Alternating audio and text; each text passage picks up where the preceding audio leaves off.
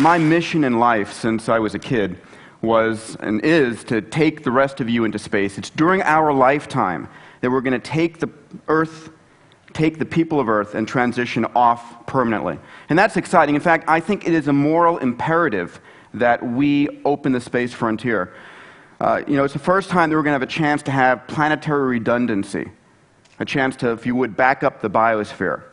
And if you think about space, everything we hold of value on this planet, metals and minerals and real estate and energy, is in infinite quantities in space. In fact, the Earth is a crumb in a supermarket filled with resources.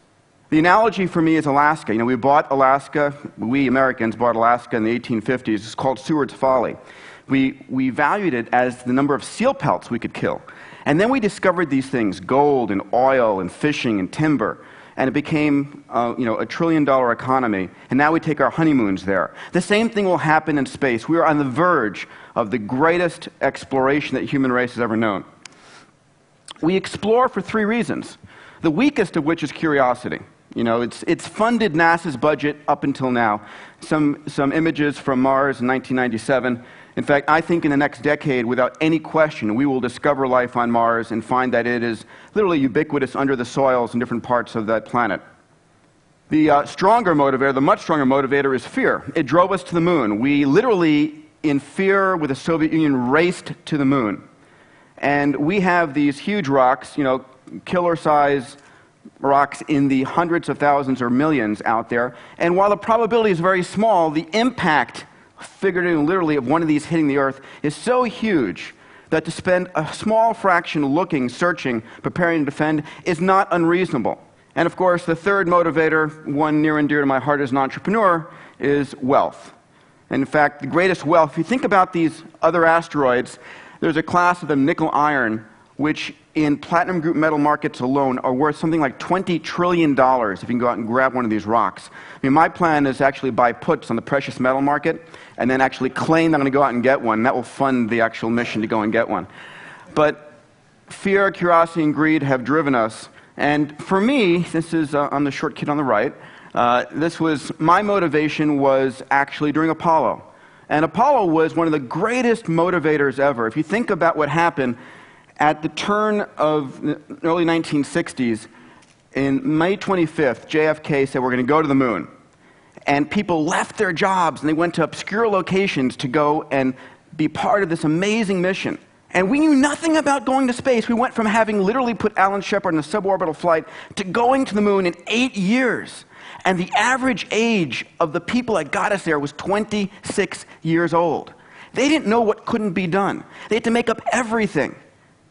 And that, my friend, is amazing motivation. This is Gene Cernan, a good friend of mine, saying, if I can go to the moon, this is the last human on the moon so far, nothing is impossible. But of course, we've thought about the government always as the person taking us there. But I put forward here, the government is not going to get us there. The government is unable to take the risks required to open up this precious frontier. The shuttle is costing $1 billion a launch. That's a pathetic number. That's unreasonable. We shouldn't be happy and standing for that. One of the things that we did with the Ansari X Prize was take the challenge on that risk is okay. As we're going out there and taking on a new frontier, we should be allowed to risk. In fact, anyone who says we shouldn't, just needs to be put aside. Because as we go forward, in fact, the greatest discoveries we'll ever know is ahead of us.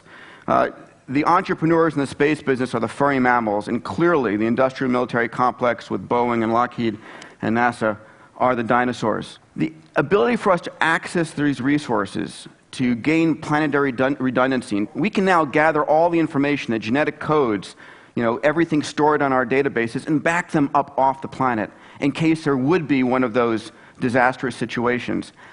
The difficulty is getting there.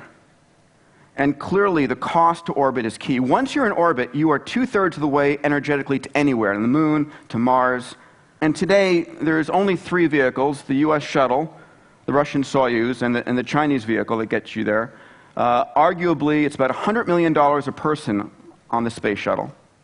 One of the companies I started, Space Adventures, will sell you a ticket. We've done 2 so far. We'll be announcing 2 more on the Soyuz to go up to the space station for $20 million. But that's expensive, and to understand what the potential is, it is expensive. But people are willing to pay that. You know, we have a very unique period in time today.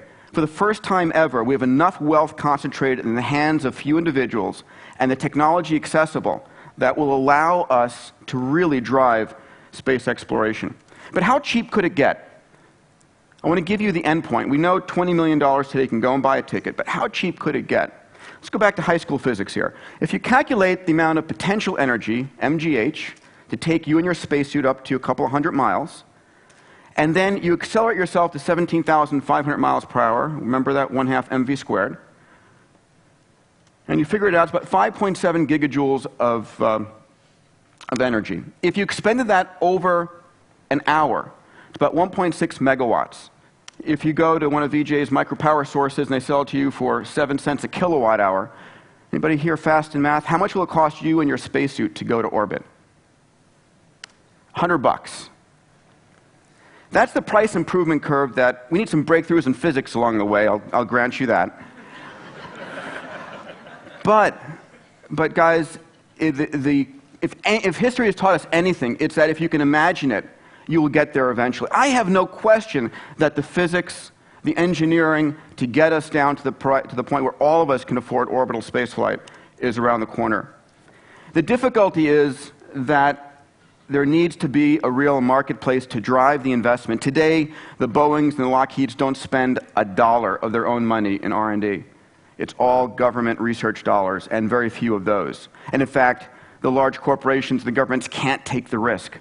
So we need what I call an exothermic economic reaction in space. Today's commercial markets worldwide, global commercial launch market, 12 to 15 launches per year. Number of commercial companies out there, 12 to 15 companies, one per company. That's not it. There's only one marketplace, and I call them self-loading carbon payloads.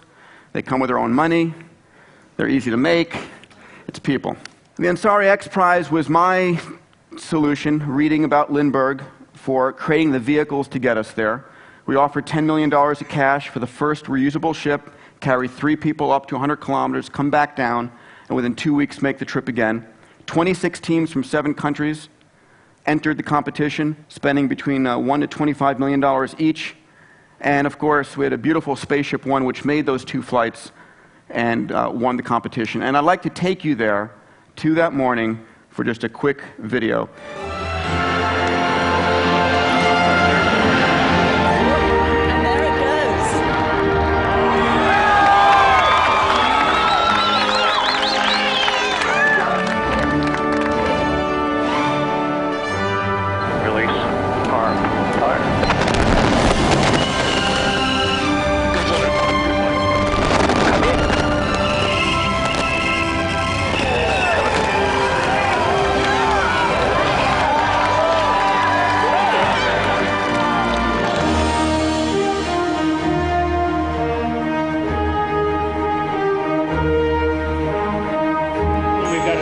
Call of 368,000 feet.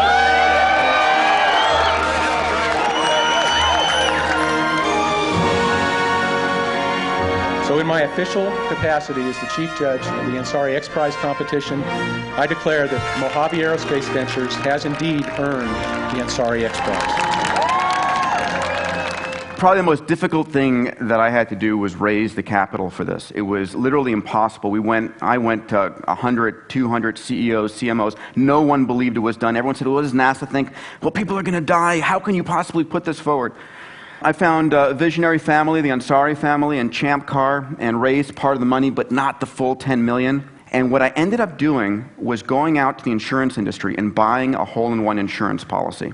See, the insurance companies went to Boeing and Lockheed and said, are you going to compete? No. Are you going to compete? No. So no one's going to win this thing. So they took a bet that no one would win by January of 2005, and I took a bet that someone would win.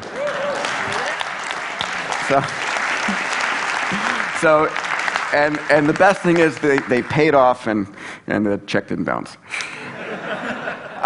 We've had a lot of accomplishments, and it's been a tremendous success. One of the things I'm most happy about is that the Spaceship One is going to hang in the Air and Space Museum next to the Spirit of St. Louis and the Wright Flyer. Isn't that great? So a little bit about the future. Steps to space, what's available for you.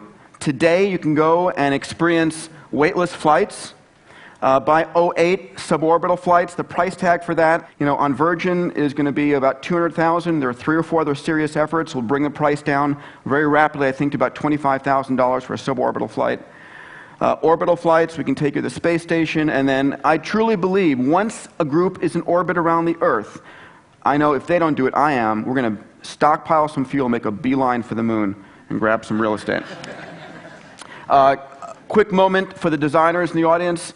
We spent 11 years getting FAA approval to do zero-gravity flights. Here are some fun images. Here's Burt Rutan and my good friend Greg Marinak inside a zero-gravity.